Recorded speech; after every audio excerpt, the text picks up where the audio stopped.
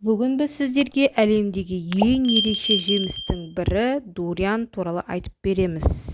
Видео басталмас бұрын арнаға тіркеле кетуді ұмытпаңыз.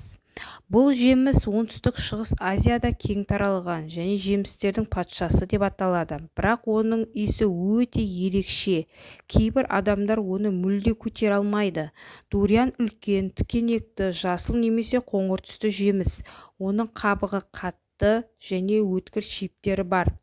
Іші сары немесе ақшыл түсті, жұмсақ, тәтті кремге ұқсас еті болады. Әр бөлігінің ішінде бір ірі дәні болады. Дурианның иісі ең танымал және даулы тақырып. Одан шіріген пияз, көне ірімшік немесе канализация иісі сияқты иіс шығады. Бірақ дәмі тәтті, кремді, жаңғақ пен ваниль дәмін еске салады.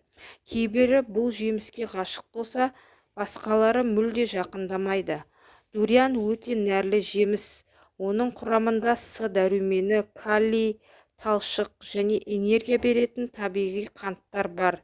Сондай-ақ ол триптофан деп аталатын затқа бай. Ол көңіл-күйді көтеруге көмектеседі. Ас қорытуға пайдалы және иммунитетті күшейтеді. Дурианды алкогольмен бірге жеуге болмайды, бұл жүрекке зиян. Кейбір елдерде дурианмен қоғамдық орынға кіруге тыйым салынған. Оның өткір иісі себеп болып келеді. Ұшақтар мен қонақ үйлерге кіргізілмейді. Дуриан ерекше иісімен танымал, бірақ көптеген пайдалы қасиеттерге ие жеміс. Егер сіз Азияға барсаңыз, міндетті түрде дәмін татып көріңіз. Ұнауы да, ұнамауы да мүмкін, бірақ бұл ұмытылмас тәжірибе болары анық.